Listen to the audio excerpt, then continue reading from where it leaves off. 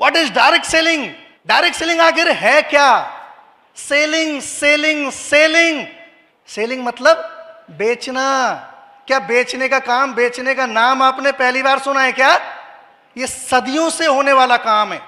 चीजें पहले भी बिकती थी, तरीके बदलते चले गए। अगर पुराने समय की बात करो, दादा परदादा के टाइम की बात करो, तो चीजें कैसे बिकती थी? 15 दिन में, 20 दिन में, महीने में पैठ लगती थी, हाट लगती थी, मेला लगता था। लोगों की जरूरतें कम थी, लोग उस पैठ में, हाट में जाते थे, अपनी जरूरत का सामान लेके आ जाते थे, जिंदगी बढ़िया चलती थी। वक्त बदला, जरूरतें बदली, तरीके बदले, सेल्स का तरीका बदला। दुकानें आ गई। सुबह 8-9 बजे से शाम को 8-9-10 बजे तक दुकान खुलती थी। लोग अपनी जरूरत का सामान उस दुकान से लेके आते थे। समय और बदला, तरीके और बदले, जरूरतें और बदली। दुकान पे क्या था? सब्जी की दुकान यहां है तो कपड़े की वहां, तो जूते की वहां, तो बर्तन की वहां, अलग अलग मार्केट फैला हुआ होता था। कुछ समझदार लोगों ने क्या किया? पैसा इन्वेस्ट किया, सुपर मार्केट बना दिए, जहां एक ही छत के नीचे सारा सामान मिलने लग गया। लोगों को और सुविधा हो गई, पूरा मार्केट नहीं भटकना पड़ता था। एक ही छत के नीचे जूते भी मिल रहे हैं, वहीं कपड़े भी मिल रहे हैं, वहीं मिठाई भी मिल रही है, सब मिलने लग गया। मॉल्स का रूप धारण कर लिया, एडवांस रूप। ये क्या थे? सेल्स के बदलते हुए रूप थे। फिर क्या हुआ? अचानक एक दिन इस दुनिया में फ्रेंचाइजी सिस्टम लोगों को इंट्रोड्यूस हुआ। एक व्यक्ति जिसने डिश बनाई, उस बर्गर जिसे हम बोलते हैं, और वो जब मार्केट में गई तो बड़ी अच्छी चलने लगी, लोगों को उसका टेस्ट पसंद आ गया, अच्छी दुकान चलने लग गई। और जो अच्छी चलने लगी, उसके माइंड में आइडिया आया, क्यों ना एक दुकान और खोल दी जाए। तो उसने अपने किसी कजन से बात करी और उसने भी दुकान खुलवा दी, वो भी अच्छी चलने लग गई। तीसरी दुकान और इजाद की, मौसी की लड़की को खुलवाई, वो भी अच्छी चलने लग गई। फिर उसके दिमाग में एक आइडिया आया, वो किसी थर्ड पर्सन के पास गया, मानो आपके पास गया, और आपको आके बोला कि मेरी दुकान देख अच्छी चल रही है, मेरा नाम अच्छा चल रहा है, मेरा नाम से लोग बर्गर खरीदते हैं, तो एक काम करो, एक दुकान आप भी खोल लो, खर्चा भी आपका होगा, दुकान भी आपकी होगी, सब चीज आपका होगा, मेरा क्या होगा? नाम होगा, और उस नाम के बदले आपको अपने प्रॉफिट में से मुझे कुछ परसेंटेज देनी होगी, जो भी तय हुआ। और धीरे धीरे इस दुनिया में फ्रेंचाइजी सिस्टम ने जन्म लिया। आज दुनिया भर की फ्रेंचाइजी आप मार्केट में देख सकते हो, टाटा की, बाटा की, रेमंड्स की, हर चीज की फ्रेंचाइजी और मार्केट में है। किसी की चाय अच्छे से बिकने लग जाए, वो चाय की फ्रेंचाइजी देने लग जाता है। किसी के मोमोज अच्छे बिक रहे हैं, फ्रेंचाइजी। फ्रेंचाइजी सिस्टम इंट्रोड्यूस हुआ। ये क्या था? सेल्स का एक बदलता हुआ रूप था। फिर एक समस्या सामने आई कि आखिर फ्रेंचाइजी सिस्टम की भी एक लिमिट है। आखिर एक शहर में, आपके अहमदाबाद में, किसी की भी, बर्गर किंग की, टाटा की, बाटा की, किसी चीज की कितनी फ्रेंचाइजी हो सकती है? 2, 4, 6, 10, 20, 50, इससे ज्यादा नहीं हो सकती, कि लिमिट है।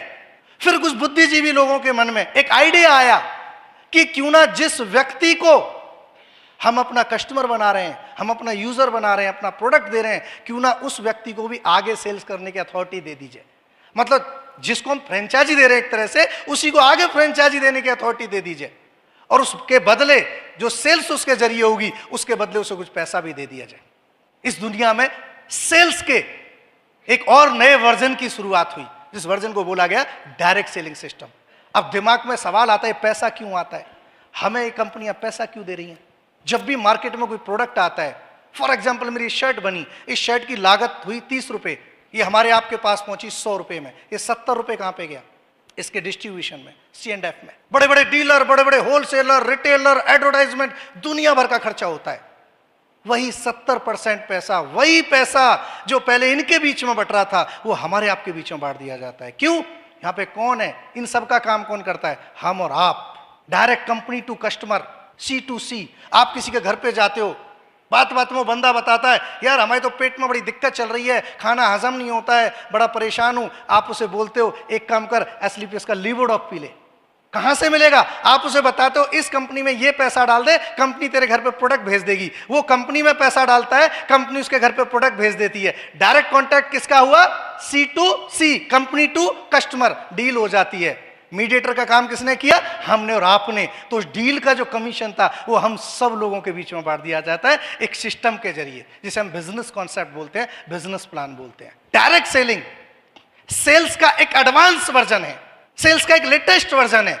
जिससे पहले हाट लगती थी, फिर दुकानें आई, फिर फ्रेंचाइजी सिस्टम है। सेल्स का एक एडवांस रूप था। जानते हैं इसकी शुरुआत कब हुई थी? 1886, 1886 a model was introduced by the name of direct selling. 1886 में इस सिस्टम की शुरुआत हुई थी। कब हुई थी? 1886। कितना समय हो गया sir?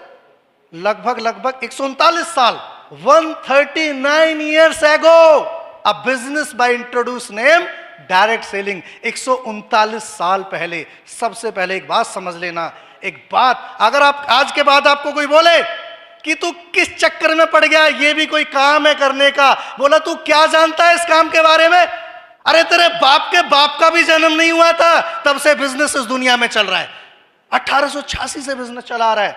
The first direct selling company was established in 1886, American businessman in California. The company used to make and sell perfume and cosmetic product. एक कंपनी क्या करती थी, परफ्यूम्स बनाती थी, कॉस्मेटिक प्रोडक्ट को सेल करती थी। बिजनेस किसके मॉड्यूल माध्यम से, डायरेक्ट सेलिंग बिजनेस मॉड्यूल के माध्यम से।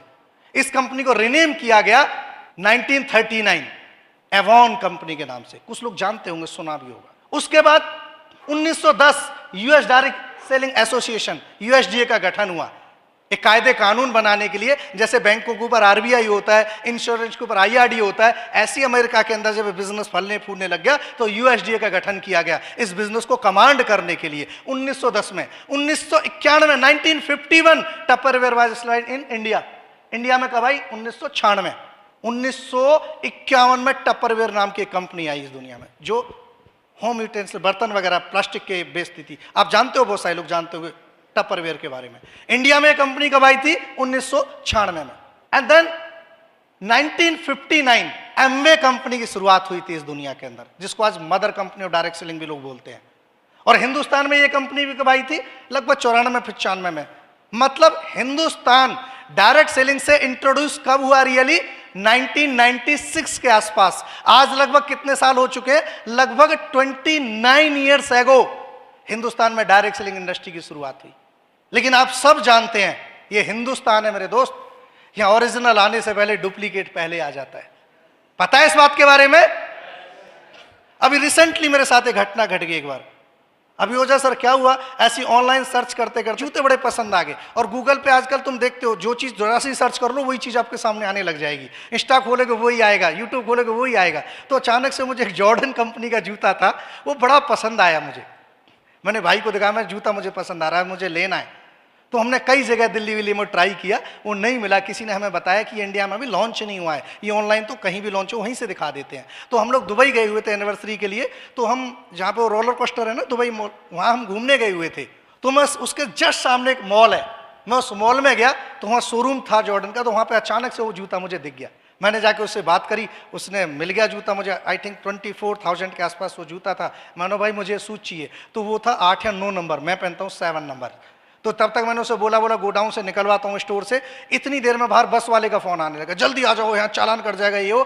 कुल मिला के हम वो जूता छोड़ के भागी आए। लेकिन मेरे दिमाग में रह गया यार, जूता बड़ा मुझे पसंद था, मिल नहीं पाया।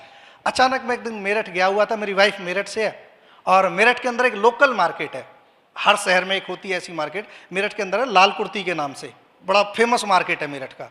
और वहाँ के लोकल लोगों को इतनी आदत होती है, मेरी वाइफ को ऐसा है उस मार्केट का एडिक्शन है, उसे दुनिया के किसी मॉल में ले जाओ, लेकिन जब तक वो लाल कुर्ती ना घूम ले उसको सुकून नहीं आता है। तो लाल कुर्ती में हम घूम रहे थे, तो वहाँ पे ना शूज़ वगैरह की भी स्टोर्स हैं काफ़ी। तो मैं अंदर गया हुआ था, अचानक से एक दुकान पर मुझे जूता रखा हुआ दिख गया। अरे बोला यार वो मुझे जूता मिल गया। वहाँ पे गया, मैंने बोला भाई कितने रुपए का है जूता? तो पहले तो उसने रेट बताने से पहले उसको तोड़ के मरोड़ के हवा में उछाल के मुझे दिखाया। बोला देखो कितना बढ़िया जूता है। बोला कितने रुपए का है? उसने बताया 1800 रुपये का है। मैं 1800 रुपये का जूता है? बोला हाँ भैया फर्स्ट कॉपी है। मैं तो इंडिया में लॉन्च भी नहीं हुआ है अभी। बोला आप क्या लेते हो? लॉन्च हुआ नहीं हुआ, हमारी दुकान पे मिल रहा है, देखो आप। तो जो इंडिया में आया नहीं था वो लाल कुर्ती मिल रहा है मेरठ में। तो ये बात बिल्कुल सर्वविदित है कि हमारे यहाँ पे डुप्लीकेसी आ जाती। कुछ लोगों ने इस बिजनेस का रूप बदल के रख दिया है, लाख के 2 लाख करने शुरू कर दिए, तरह तरह के नाम से बहुत सारा मतलब दुर्व्यवहार हुआ इस बिजनेस के साथ में, जिस वजह से आज लोगों के मन में इस बिजनेस के प्रति एक परसेप्शन गलत हुई है। लोगों की गलती नहीं है, कुछ ऐसी कंपनी आई जिन्होंने उल्टे सीधे प्रोडक्ट, नो यूज के प्रोडक्ट, नो नीड के प्रोडक्ट, नो वर्थ के प्रोडक्ट लोगों को चपेटने और लपेटने शुरू कर दिए। क्या बोल बोल के तुम करोड़पति बनोगे, तुम करोड़पति बनोगे, तुम करोड़पति बनोगे। प्रोडक्ट के नाम पे जीरो। बोला प्रोडक्ट रख तू साइड में, तू ये देख तू करोड़पति बन जाएगा। जबकि मैंने क्या बोला, 90% लोग किसके लिए आते हैं? बिजनेस के लिए आते हैं। 1996 में ये बिजनेस एटलीस्ट हिंदुस्तान में आ गया।